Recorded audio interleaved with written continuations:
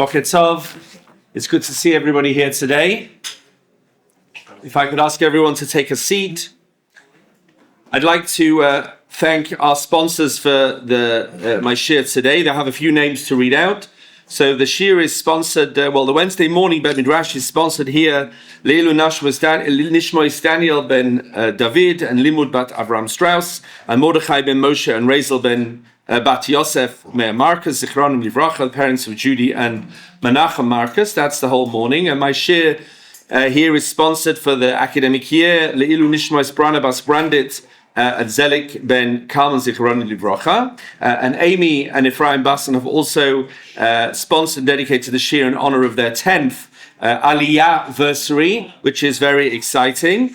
So we wish them a continued Klita Tova, and everything should be successful in every way. And I'd like to also thank our sponsor, that the shir is also sponsored, Leilu Nishmas Jared Beinenfeld, the yard side of Howard Beinenfeld's son, which is the 10th of Adar, coming up in a couple of days. Now, we have a topic today which is, hopefully will be both enlightening and also a little bit entertaining. We have a Purim discussion, and I hope to bring some new sources on this that you may not have heard before. Some of them you will be familiar with, but we'll hopefully put them in a context and structure and bring some new ones that you may not have heard. So everybody knows that there is a mitzvah to feast and to drink on Purim, and it is based on the psukim that we will start with in number 1. But what exactly the parameters of that mitzvah are is sometimes not always understood. So let's start with the psukim. Al kain, therefore, hayudim aprazim hayoshvim ba'arei aprazot. So those Jews living in the open, unwalled cities. Osim et yom arba'asa lechodesh Adar. They keep the 14th. Simcha, umishte, v'yomsef. 3 things: Simcha, Mishta, and Yontif. And of course, Mishloach Manos Ish L'Riehu. No mention there of Matanos Le'Evyonim. Interestingly, I noticed that the Netziv, maybe it was the Netziv, I didn't bring it on the sheet, maybe it was the Torah Tamima, could be the Torah Tamima, brings down that it doesn't mention Matanos Le'Evyonim because mention of the word Yontif should trigger off in everybody's minds the automatic need to give Matanos Le'Evyonim. All you need to say is Yontif, and people realize, of course, we have to help the poor to keep it because it's a Yontif, interestingly. So that's the Yudim Aprazim. ויכתוב מרדכי את הדברים האלה וישלח ספרים על כל היהודים אשר בכל מדינות המלך אחשוורוש הקרובים והרחוקים. All of the medinot received this message. לקיים עליהם ליועזים את יום 14 לחודש אדר ואת יום 15 בו, so the 14th and the 15th, בכל שנה ושנה, כימים אשר נחו בהם היהודים מאויביהם, just like we rested from our enemies on these 2 days, החודש אשר נהפך להם מיגון לשמחה, and the month that was turned from mourning into rejoicing, ume'evel liyontef, from sadness to rejoicing, from mourning to yontef, la'asot otam, and now we have a new mitzvah, repeat, yemei mishte v'simcha, umishloach manas ish l're'eh umatanas le'evyonim. And then, of course, like I said before, it doesn't say yontef, so it adds in matanas le'evyonim. But why the repeat of the words simcha umishte, and then mishte v'simcha? What's going on? We said those twice now in different orders. So the first thing the Gemara picks up on in Megillah is perhaps a little surprisingly that the words simcha or mishta don't mean that you have to eat on Purim. We'll get there in a minute that you do. But look at number 2. Simcha or mishta v'yantav. Says the Gemara, simcha melamid she'asurim behesped. It means that you're not allowed to give eulogies, hespedim, on if loyalenu somebody has a funeral on Purim. Mishta and feasting means what? Melamid she'asa b'tanitz. In case you thought that Mishta was going to mean you have to, rejoice with wine and make merry. No, it means you're not allowed to fast. V'yonsef melamid she'asa b'asiyas malacha.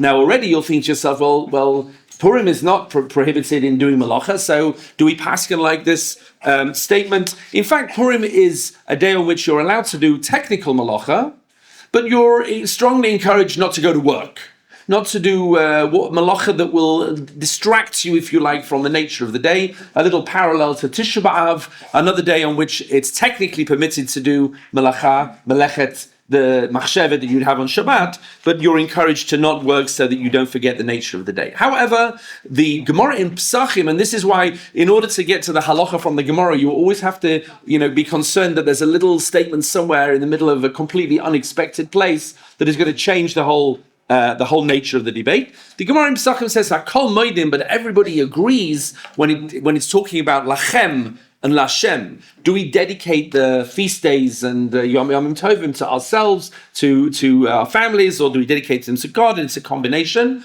Hakol Moedim b'Purim de'be'ina nami Lachem.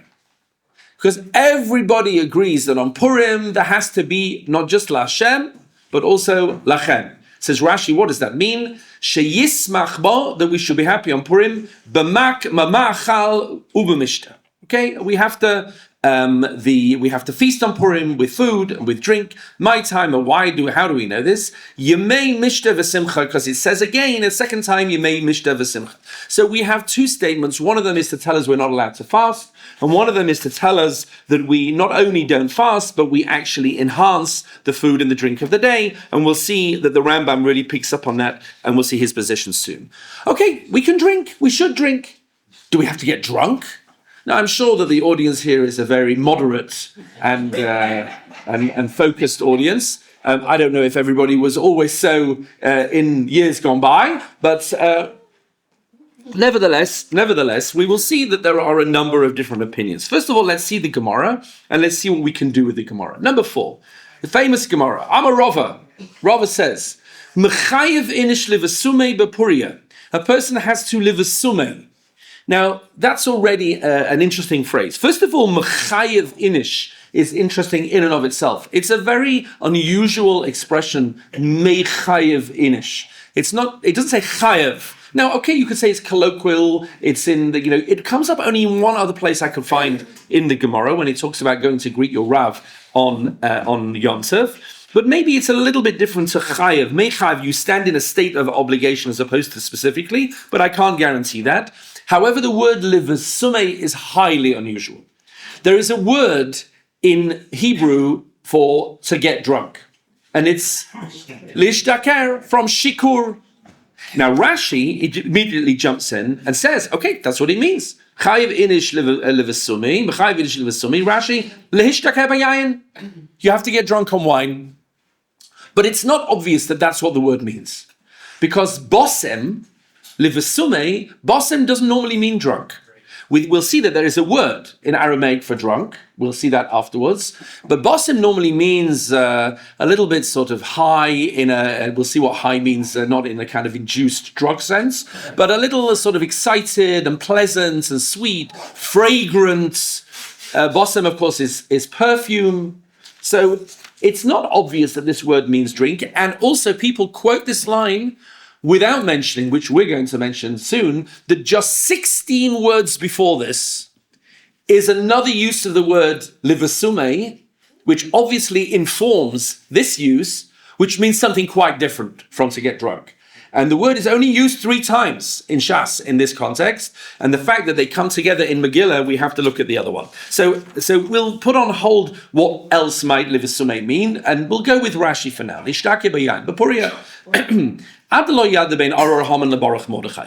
Okay, we'll have to unpack that until he doesn't know the difference between Aram Haman and Baruch Mordechai. And here's the story. Rabbi and Rabbi Zera. Now, Rabbi is different from Rava. Rava lived a generation after Rabbi. However, there are some girsaot that have at the beginning of this statement that we read, not Amar Rava, but Amar Rabba, the same person about whom this story we're going to read happened, okay, to whom this story happened. But even if it's Rava is a generation later looking back on this story. We'll have to see what it means. Says the story as follows. Rabbi and Rabbi Zera avdu sudas Purim b'hadi hadadi. Rabbi and Rabbi Zera had a Purim Suda together. Ifsum, and they did this mitzvah, they were livasume. They became, let's say, drunk. Kam Rabbi, then Rabbi got up, shachte le Rabbi Zera, and he shechted Rabbi Zera. We'll get to see what that might mean. Lemachar, the next morning when they'd all calmed down, boy rachmi, he davened for him, ve'achye, and he came back to life. Leshana, next year, Amalei. So Rabbi says to Rabbi Zera, Let's do Purim again. Purim is gewaldig. Last year was a blast. Okay? Amalei, Rabbi Zera responded to him, Lo b'chol shaitza v'shaitza misrachesh nisa. You can't always guarantee that a miracle is going to happen. Okay? Last year was last year. Let's not do Purim together this year. And we have to work out what that means. What is that story telling us? How is that story, how does it relate to the statement of Rava? Does it mean don't get drunk? Does it mean yes, get drunk? We'll see in a minute. So first of all, before you get too upset about Shechtei, I want to show you the Marashah, number 5. Kam Rabbi Shechtei Rabbi Zera. Davar tamuahu. This is very strange, says the Marashah. Lefarsho kapashte. Are you going to explain it literally? He literally killed him? I don't think so, he said. Venire de Ratzaloma, what does it mean? Is ka'ein shechtei. He almost killed him.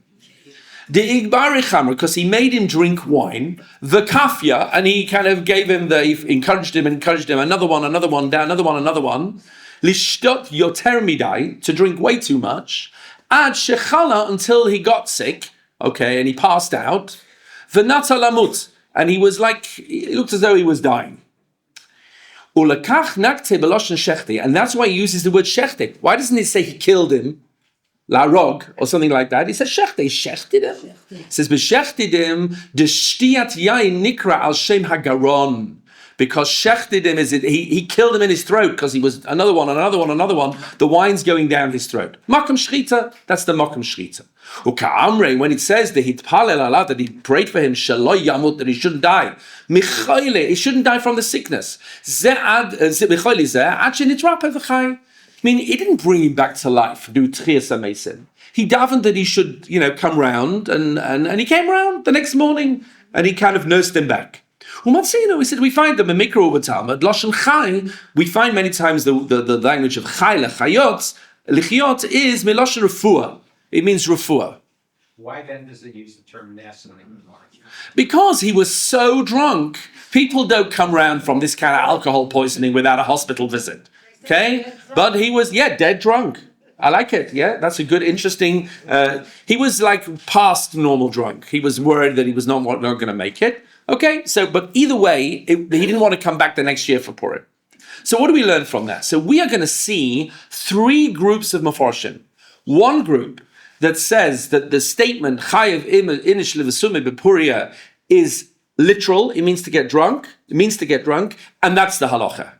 Another group will say, yes, it means to get drunk, and this story is telling us it's not the halacha. And the third group, which I think is the most interesting, is you've missed the whole point. It doesn't mean, and it never meant, to get drunk. It means something completely different, which we'll see at the end, please God. We have to make sure we leave enough time to do the sources at the end. Okay, so I might skip a few, but we'll see how it goes. First of all, 2 radically different ways of reading the story. Look at number 6 and 7. Number 6 is the Ran. The Ran on Megillah. Both of these Rishonim who interpret this story. He quotes, V'kasav Rabbeinu Ephraim. Rabbeinu Ephraim was an early Rishon, lived in, a student of the Rif.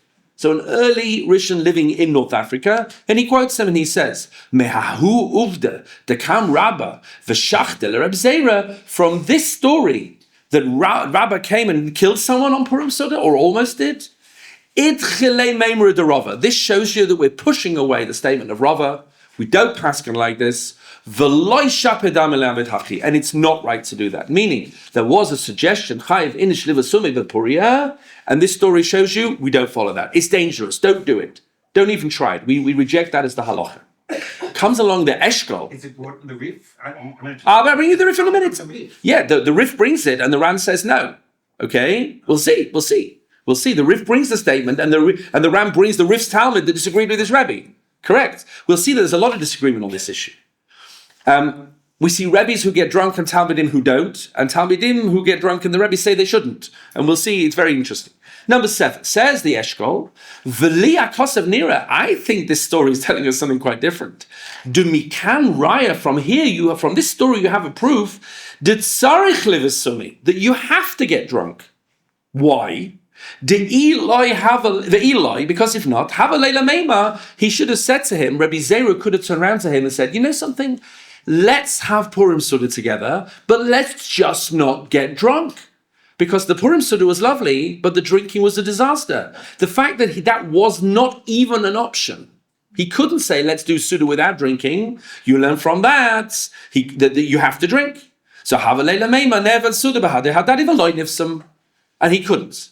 So it's interesting, you can read, as a classic Talmudic way, you can read this story in both ways. You can either say the story proves how dangerous it is to get drunk, or the story proves how necessary it is to get drunk, so he wasn't going to do it with Rabbi because he's a bit too wild. Okay, he'll get drunk with someone else.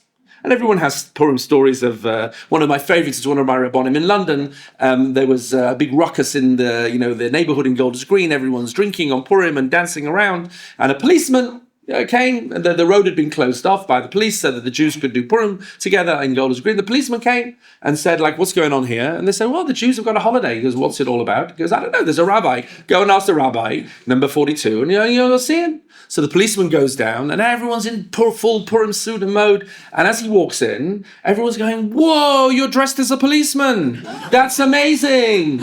And he sits down, and his little radio goes, where did you get that? That's amazing. It's so authentic. Okay, so the policeman's so everyone has their stories. I've been to many Purim Sudas, different types. We went once to dine Chanukah Aaron Troy Zichron Livracha in London, and he never drank. He said, I am on duty 24/7 for shilas. People come to me from all over the world for shilas, and I need to make sure that I'm never drunk, or even drink, more than I would be able to not pass in a shilah, because I need it. And it's very interesting. But the Bochrim there didn't have that approach, so it's okay. Okay, let's go further. So let's have a look now. So there are a number of poskim that say, look, it says to get drunk. You have to get drunk. I'm a Rava. This is the riff. He just brings the statement. Doesn't elaborate. The Rosh does the same. So once the riff and the Rosh have said the same thing, then you can expect the Shulchan Aruch is going to go that way. Because remember, he paskins like the majority, we had a shir on this a few weeks ago, of the Rambam, the Rif, the Rambam, and the Rosh. The Rambam doesn't quite say this, but the Rif and the Rosh do, and we'll see the Shulchan Aruch says the same. The Tur, the son of the Rosh, number 9, mitzvah laharbois besudas Purim, you have to make more of your Suda on Purim. V'tzarich, and he says it in explicit terms, v'tzarich sheyishtaker, you have to get drunk. Ad the loyada bein Orah Haman lebaruch Mordechai. Now the Abudaram, who also understands this literally, says, well, I don't understand. Getting drunk is not usually something we encourage. The Im Tomar, number 10, if you want to ask, how could the rabbis have said to get drunk? We don't see that getting drunk has a good track record. It's a big problem in the Tanakh. Noach. This is what happens to people who get drunk. They end up, rolling in the street. A lot ends up getting drunk, and look what happens there. And he says, so how can this be? V'yesh lama, so I want to suggest, mipnei shekol hanisim shenasu l'Yisrael b'me'ach ha'shveru shava hayu al yidei mishta. Because every nace that happened on Purim involved people getting drunk, and therefore this is the presuming nisa of Purim. Ki betzchila, at the beginning of the story, nitruda Vashti min Malchus al yidei mishta hayayin. Vashti got upset with Achashverosh because he was drunk, and he asked her to come out. Shenema b'yom hashvi k'toiv lev hamelech b'yayin amal haviyet Vashti v'goyma.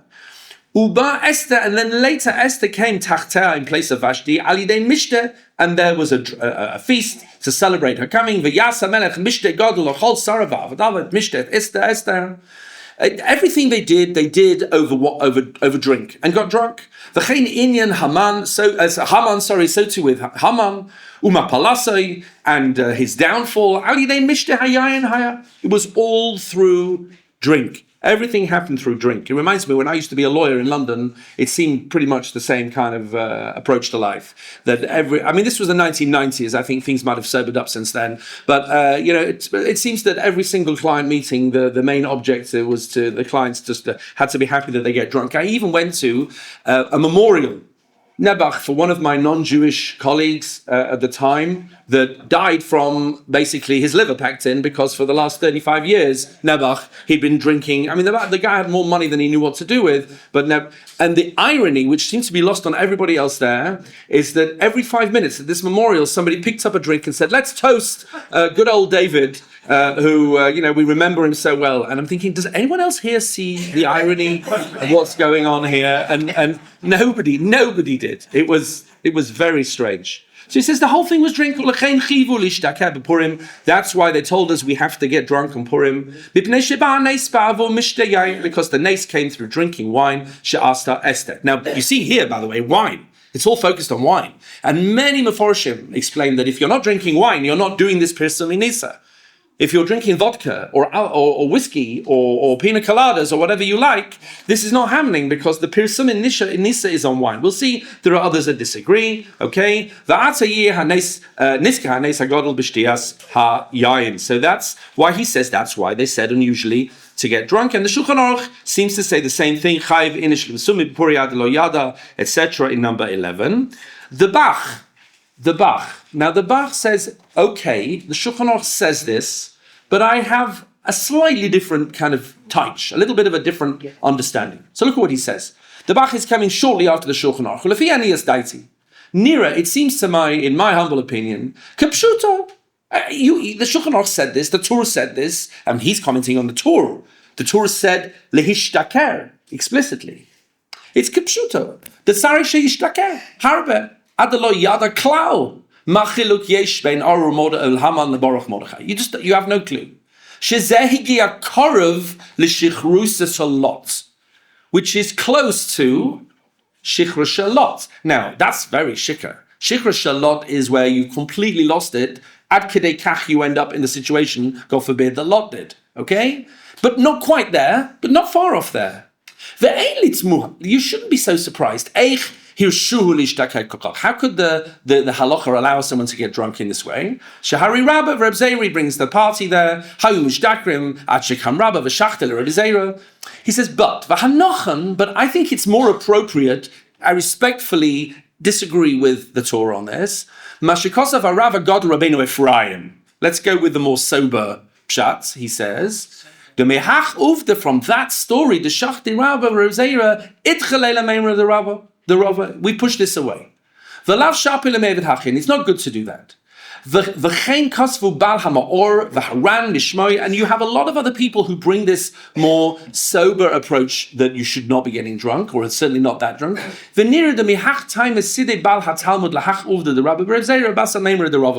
And that's why he put it after. The story came after that statement. And the halacha is not like Rava.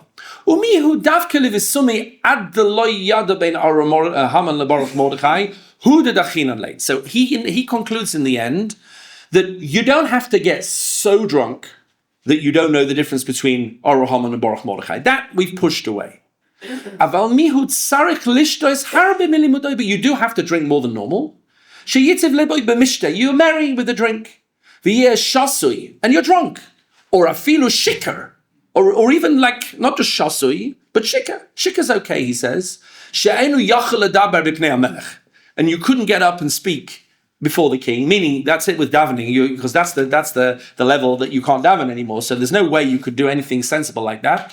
As long as you've just got some level of das, that's enough. Okay, so it's interesting. He says he sets up a kind of typology here. There's shichra shalot, which is never allowed. That's completely out of it. There's adlo yada, which is a little bit less than that. And he doesn't like that either in the end. And he says, shikar, that you don't have any ability to speak before a king, but you still have a das. And he says to go with that. But he's still understanding that you have some obligation to get drunk.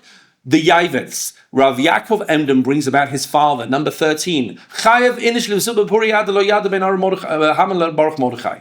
Shamati mi Avi Moiri. I heard from my father, Rav Chacham Tzvi, Avi Moiri Hagon, Zal, shehu haya noiheg bebechurasoi, when he was a young man, he used to do this, lekayem mitzvah zo kama amara. He used to do this mitzvah, lemahadrin.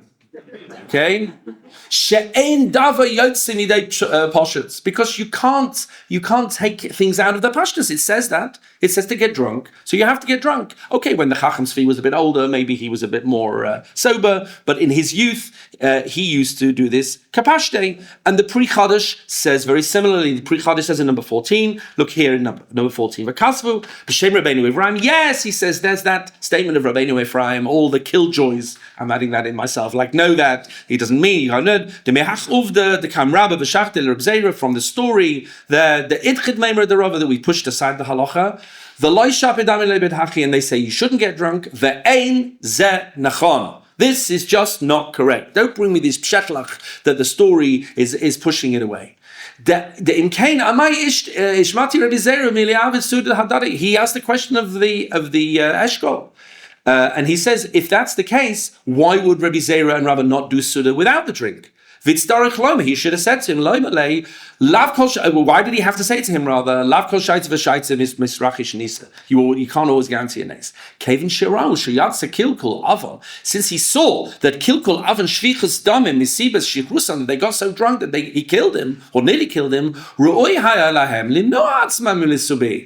they should have had Suda just without all the excess. And without drinking, without drinking more, it's just a little bit more than normal. They couldn't do that. And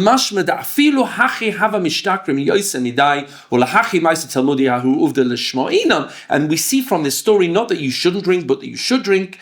That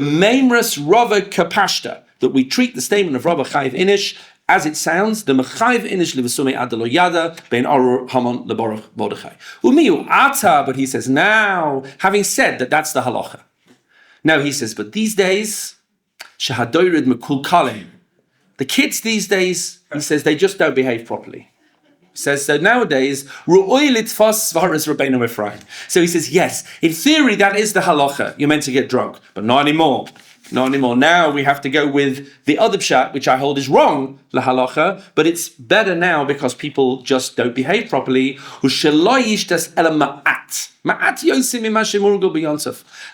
you'd normally drink on Pesach, drink a bit more than that. By the way, I never had, when I used to have the gap year students for Purim. Now I'm the head of Midrash Rachel V'chaya, so the women are in their 20s. It's a little bit more of a grown-up environment. But when the kids, so I was always very kind of, kept my eye out, make sure nobody's drinking too much. I don't want maybe drinking, not drinking at all. The one time I never thought to be conscious about this was Pesach Seder night. Okay, and we once had a student who was very machmir about our arba koisas yain, and which we didn't expect to happen. And by Dayenu, she was mama standing on a chair singing Dayenu. Okay, so it just goes to show you that even on Yontif, you have to be on the ball, and I must tell you that most of the seminaries now, they basically, the rules they give is that no one's allowed to have any drink on Purim. No one gives anyone any drink. Chalavai, the yeshivas had that approach, okay? Because the yeshiva guys clearly do not follow that approach, and neither do their Rabbeim. The Rabbeim basically take the view that no one's going to listen to them, which is true. And therefore they say, what's the point of saying things that no one listens to? Because yeah, well, I don't think that, I think it's more, if we say things and people don't listen, then we just become the people who say things and people don't listen. Which maybe you could say that's already the case. People listen when they want to and they don't when they don't want to. But he says these days we shouldn't be doing it. The Ben Ish Chai, Al Pi Kabbalah, brings you an interesting source here, number 15. You should be drinking 15 cups of wine. Kaminyan base osiotes yud and hey, because there's twice the two letters yud and hey hanirmazim beside shtiya. Okay, with the yud and hey. And now he says to you, one second, he says to you, but you can decide how big the cups are. So if you know that you're not going to be able to take 15 glasses, so bring a couple of little shot glasses and have 15 of those of wine. And if you can do more, you can do more.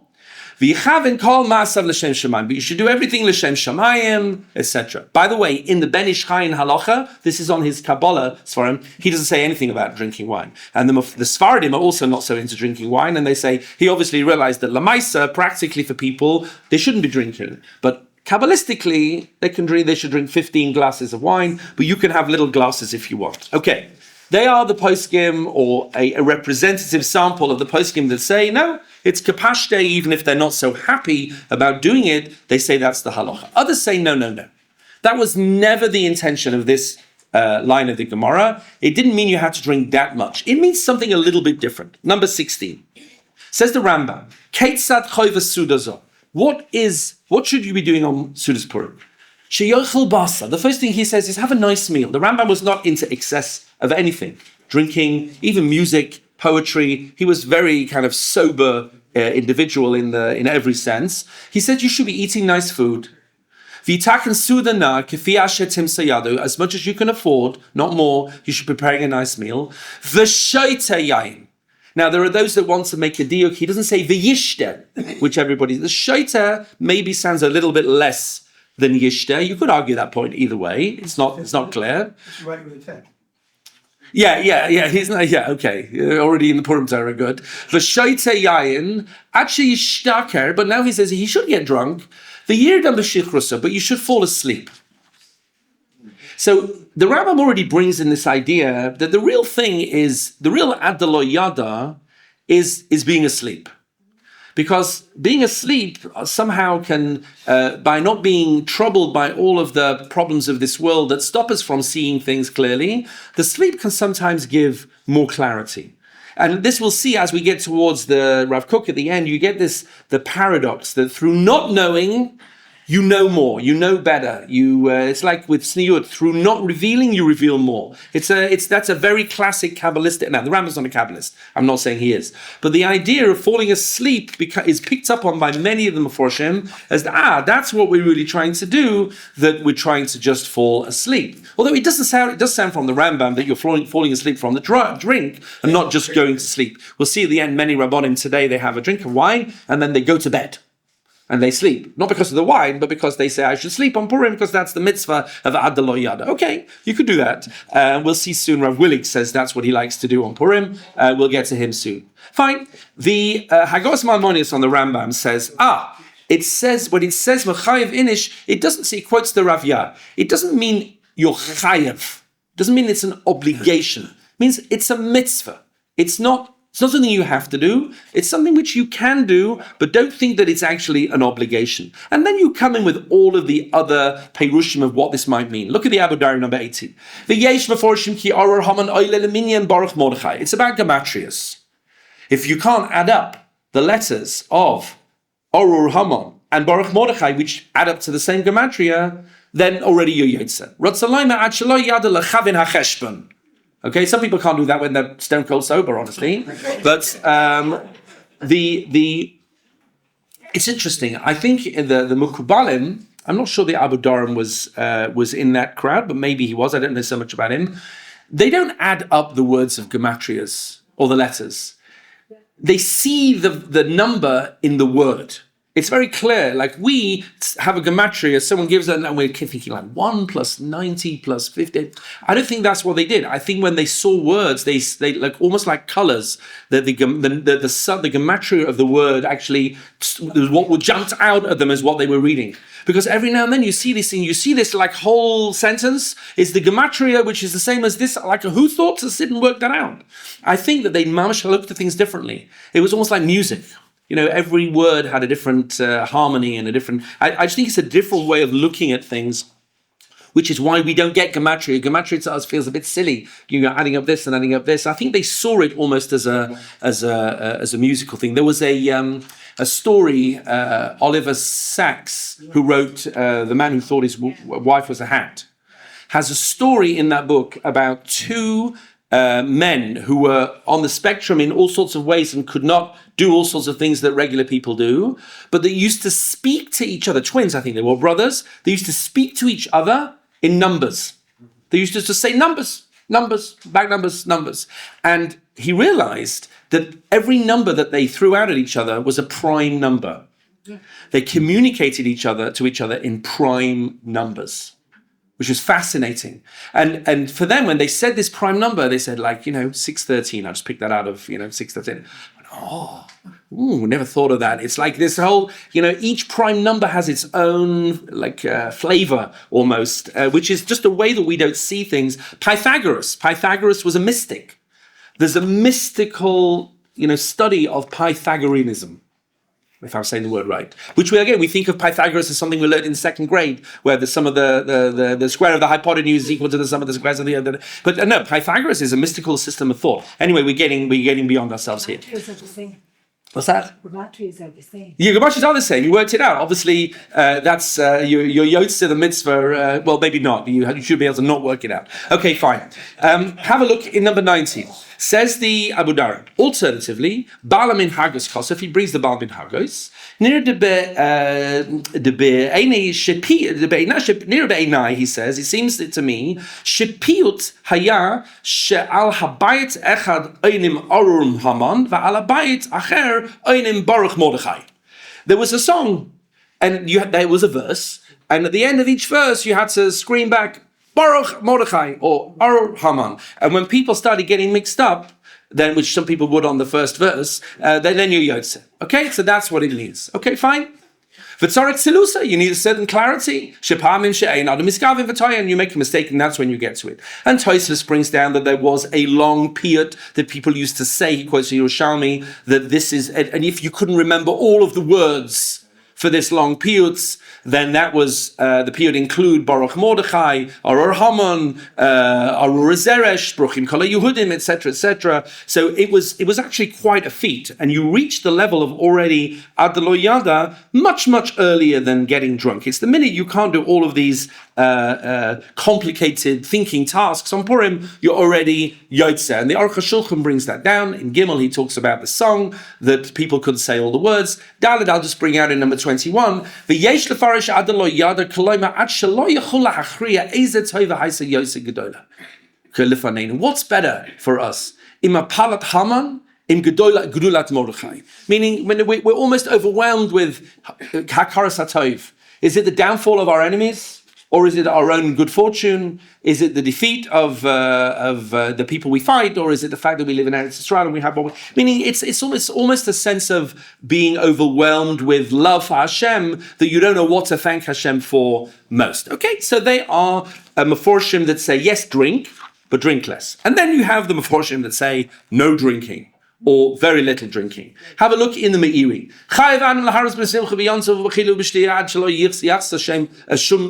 Until you feel you lack nothing in the world, we are definitely not obligated to get drunk.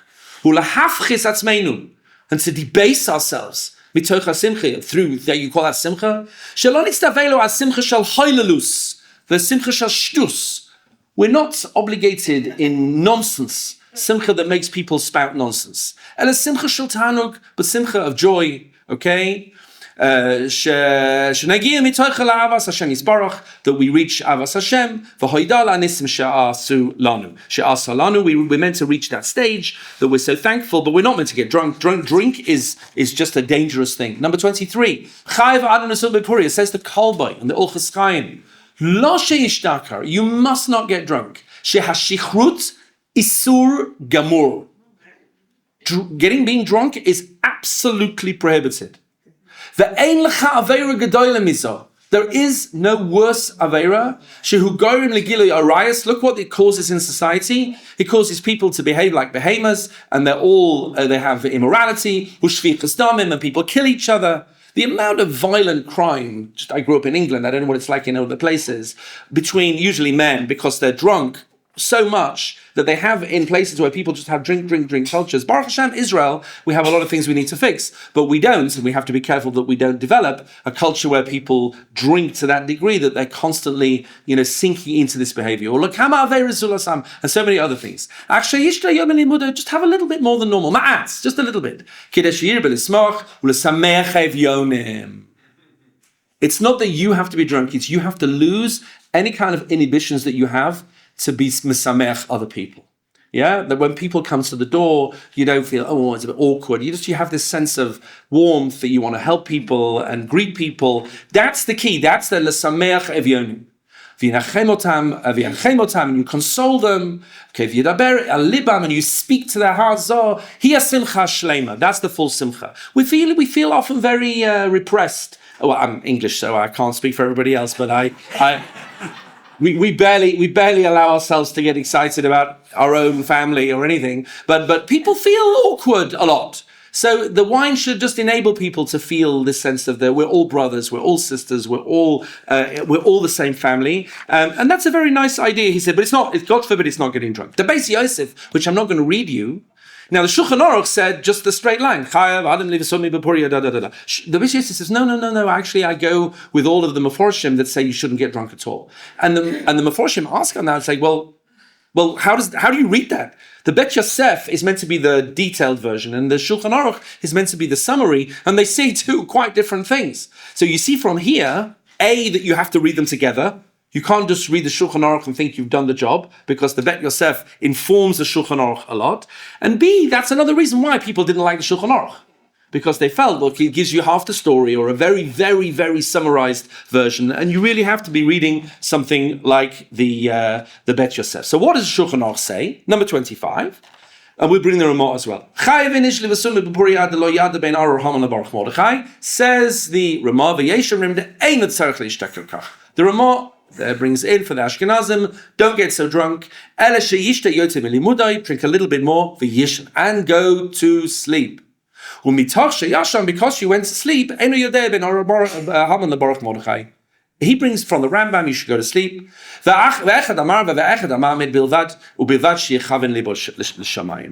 long as you are doing it l'shem shamayim, it is fine. He said, but my advice is drink a little bit and go to sleep. And we'll see many of the Ashkenazi poskim were very makpid on that. We'll see in a minute who they were. They just had a little bit and they went to sleep.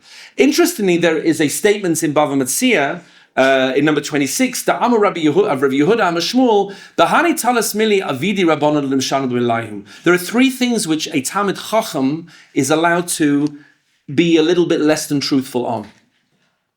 The Masechet, meaning somebody says, "Oh, I hear you're a big Talmid Chacham. You've learned all of Shas," and let's say he has. He's allowed to say, "No, not so much. No, not really Talmid." That he's allowed to lie on. Bepuria. We'll see what that is in a minute. Ubu Ushpiza. Ushpiza is, even if somebody down the road is an unbelievable host, then a Talmid Chacham shouldn't be too quick to say that to people, because people will bombard them with invitations. Being sensitive to other people's needs and limitations. What's Puria? Says the Marashab, what is Puria? So on a Pshat level, it means Pruravu. Things which are to do with, private issues, which is nobody else's business. But he says, maybe not. The Yesh Loima, Api Mashakasa Peri Kama the Megillah, the Chayev Adam Nusuv Puria Adelo Yada Ben Aror Hama. Maybe this is Puria means Purim, not Pruravu. Avidi Rabbanon. So rabbis are allowed to act the Mashanin in a way which is not truthful. Loima de Loyada. And say that they don't know the difference between Aror Haman and Baruch Mordechai. Gamim hu einu muvusam v'kol kach v'yada. Meaning you're allowed to pretend to be drunk. Even though it's misleading, but you're not allowed to be drunk. You're allowed to pretend to be drunk.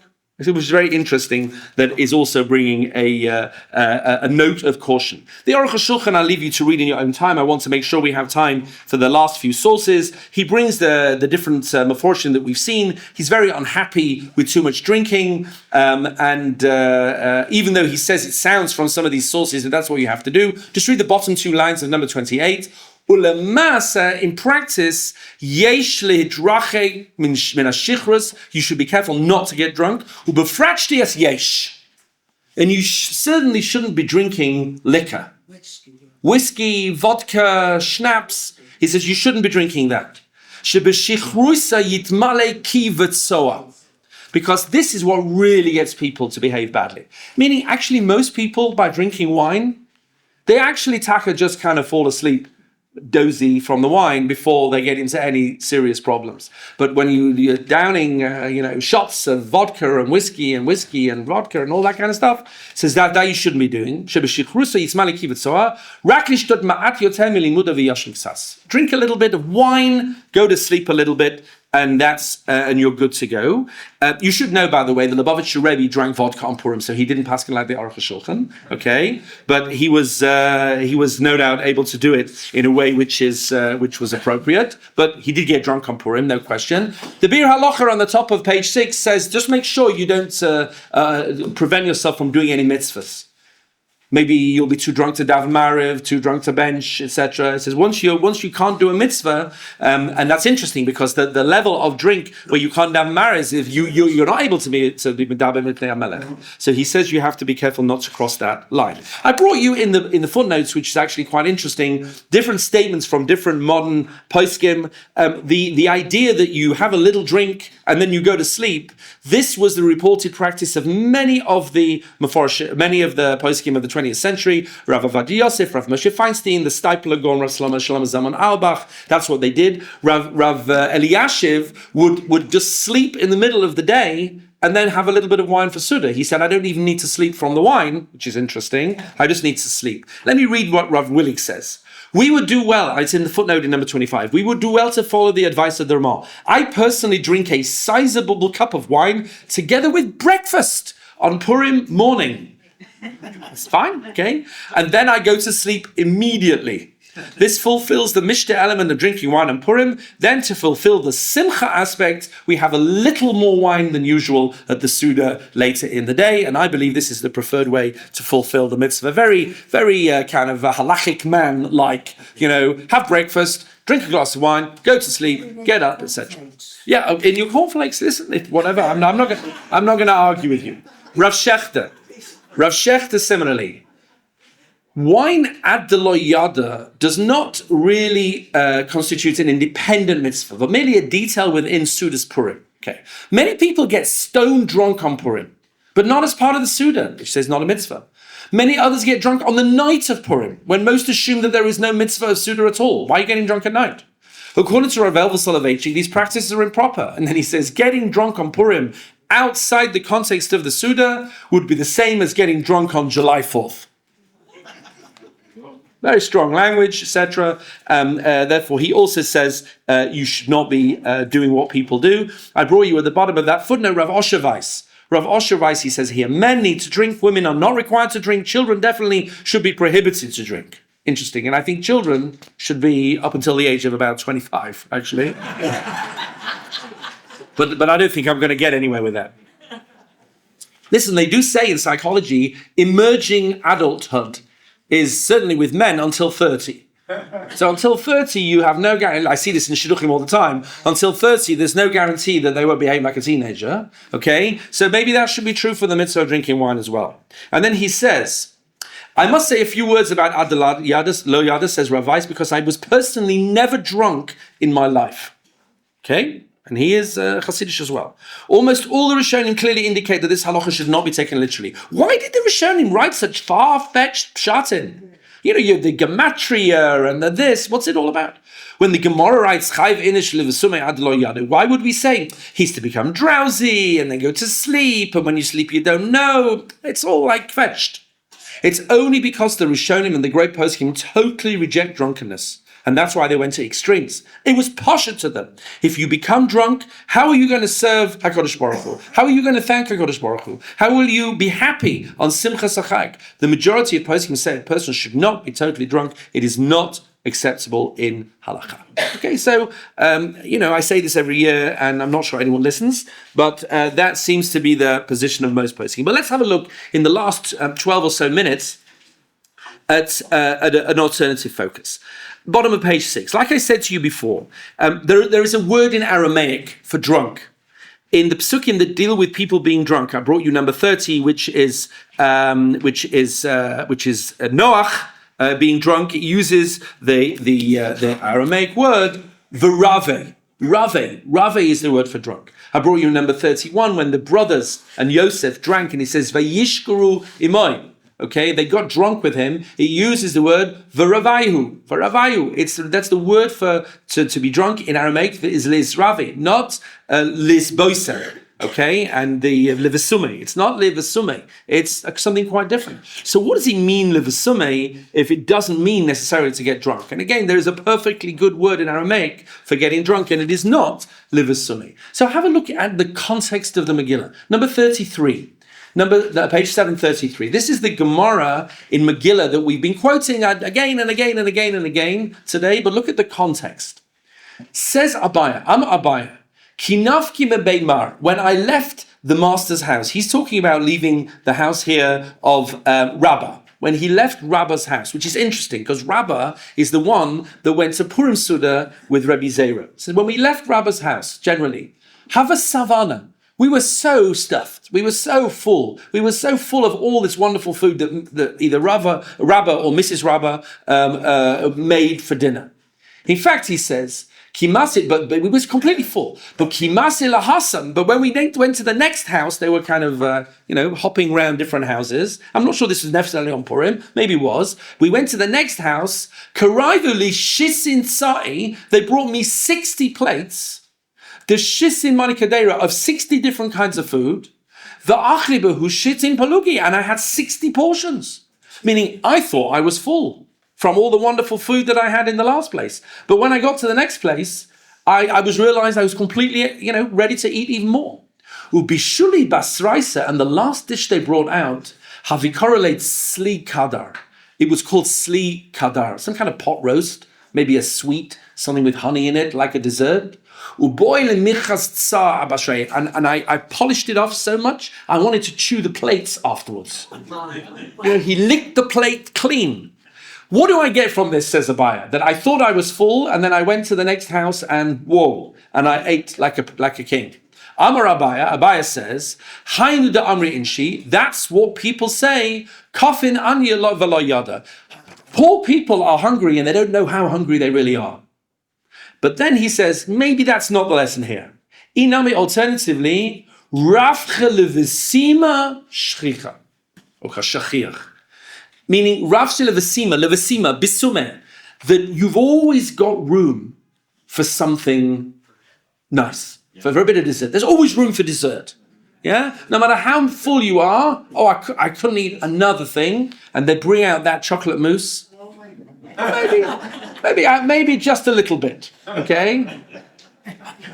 Okay? So you learn from this that there's always room for dessert, no matter how full you are. And that's the word it means, levasima, something which is extra special, extra fun, extra delicious. Extra delicious. And then it says, Abai Rav Avin v'Ravi Chanina bar Avin machlifis sudaisaihu lahadali. They used to switch their sudas with each other. Okay, that's nice that they should give each other food for matanas, for mashloach manas. And then it says, Amarava mechayev idish levasume b'puri adalo yada yada da da da. So the word levasume in this halacha we've been discussing comes just a few words after the same expression, meaning desserts, something special, something exciting, something sweet, something that you can't resist. That's what it means. And therefore you can't put these two statements and separate them. Rav Rimon stresses, it doesn't say anywhere to get drunk. Look in number 34, he brings from the Arizal, which is also, we'll see the Rav Yosef also. Look in number 34, Rav Rimon. The rabbis were very careful in their holy language and the words they used. The amru livasume, they said livasume. The loy amru, and they did not say chayiv inish lihishtaka b'purim. They never said that. The gam ha'arizal bekavanas hashtir b'yom zeh al derech hasoda, when the Arizal writes in his kavanas on this day, kasav be'erhetiv b'lashoni hakadosh, he writes absolutely clearly, V'lo yishtaker, do not get drunk, ela yitbasem. Yitbasem, not yishtaker. It means something different. This is the halacha, and it means that you have to be mitbasem. What could that mean? Slanim Rebbe, number 36, says, V'admor mislanim hier akach, shechayiv livasume b'purim, Hutamua, that's very strange. Shahari Purim hu yom gadol v'kadosh ad ma'od. How amazingly important is Purim in the spiritual world. V'harbe inyanim niskavim kululim ba, so many important spiritual ideas. Shehu kayom Kippurim. We've all heard that idea. It's like Yom Kippur. V'yom Kabbalas HaTorah, it's like the day we receive the Torah. We talked about that last week. The Hada Kiblu Barotzen, when they receive the Torah willingly. V'hu gam eis mechias Amalek, it's the time we destroy our enemies. V'lich'oira darush l'chol zeh harbe yishuv hadas. This needs a lot of thought. What on earth can we be doing on Purim that marks the elevated nature of the day? How do we then square this with the obligation of lehit basem?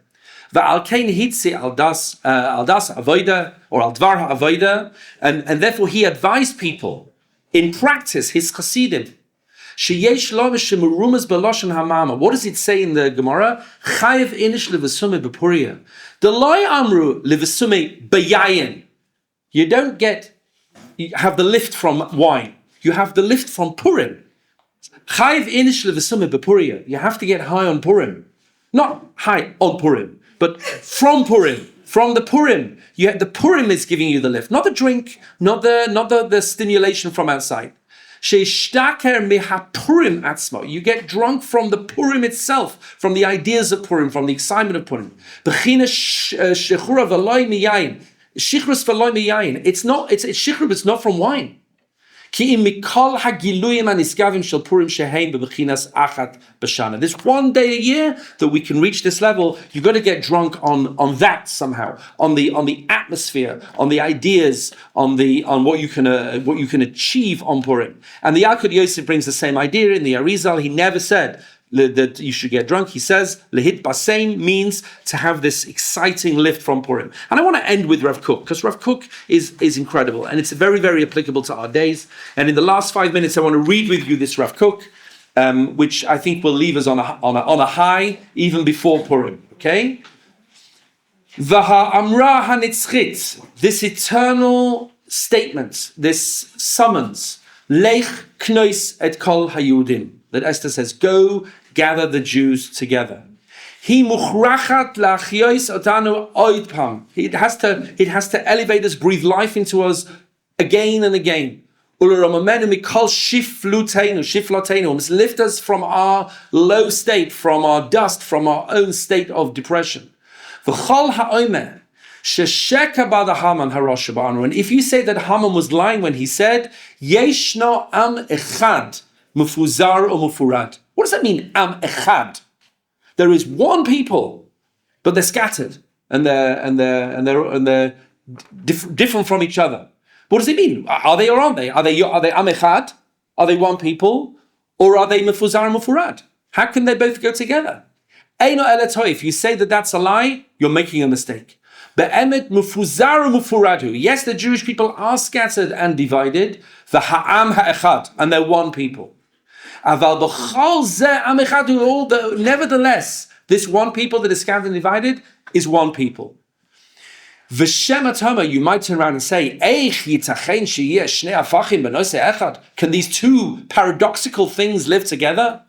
Am echad mitzad echad. On the one hand, they're one people. Umufuzar umufurad mitzad hashini, and they're scattered and divided on the other hand. Al titma ala chefetz. Don't be surprised by that. Yeshnam pelaim ba'olam, because there are paradoxes in the world. There are wonders in the world. Meaning a paradox is very important to understand as a Kabbalist also. Rav Kook embraces a paradox. Normally when you have A and B and they differ from each other, so you have to either go like A or go like B or find some way to harmonize them. A paradox doesn't say that. It says A is true and the opposite is B, and B is true, and they remain true, and they feed each other. Somehow A enables B to succeed, and B enables A to succeed, even though they seem to be saying the opposite of each other. And you sustain that paradox. That's very much Lashon Ratza v'Shoiv in Halacha. It goes back and forth and back and forth. And this is what he means. Haman shall kol hazmanim. Okay? Shall kol hazmanim. The Hamans of every generation. Shehem poigim banu be'eres sinasam, and they strike us with their venomous hatred. Especially in this time, this transitional time. He's talking about now we've come to Eretz Israel, but we don't yet have Geula Shalema. We're on a trajectory towards Geula, but we're still in a Ma'avar. Those enemies, those Hamans that want to kill us, they take the weak side of us, because that's the one that's well known. You open the newspapers, you open the Jerusalem Post, you never see any good news. I mean, I'm not criticizing the Jerusalem Post, okay, but I'm saying you open the newspapers, it's all, this is terrible, and that's terrible, and this is terrible, and that's terrible. It can make you want to just go crazy. You read the news. He says, yes, and you know something? Our enemies also read the same news. The talks to say that we're divided, and we saw Hamas did what they did when they did it because they looked at what happened in the summer before. They said explicitly, they think these people are so divided, they'll never unite. Yes, that's the weak side of us. But through these other people, through these enemies that come at us when they think we're divided, we come to understand we have a hidden, united soul. Nefesh umatit gedola, a mighty national soul, and we've forgotten it. We've forgotten our united soul, and our enemies remind us of that. This is full of strength, this soul. This has the power to pick us up. To revive us to the strengths even more than we ever were. And this strength will fight. This will fight all the Amalekim, all those people who want to kill us, who just want to prey on the weak, on people who can't defend themselves, people who are unable to fight back. That's who they want to kill. This could have been written this year. And the hidden Judaism, which often we forget ourselves that we have. This is the soul of the people. And this soul of the Jewish people, we carry the burden of the world, TORAH and the light of the world in us. Meaning the whole world is obsessed with us. The whole world is interested in our struggle in different directions. This will make known to us in these days, that soul. This will be known to us, and the place that was hidden, this hidden place in the nation's soul will be known. Will bring to us the bracha. This will be our bracha. What does that mean? Through not knowing the difference between Arur Haman and Baruch Mordechai,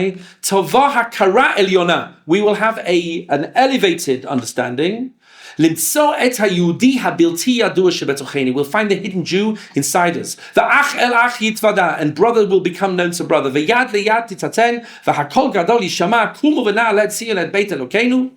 I'll read this in Hebrew because Rabbi Goldstein is here and I'm already over time, I apologize.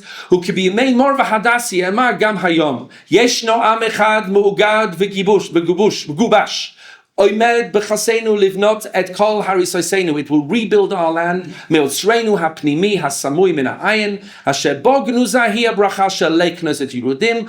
he ends on a high. He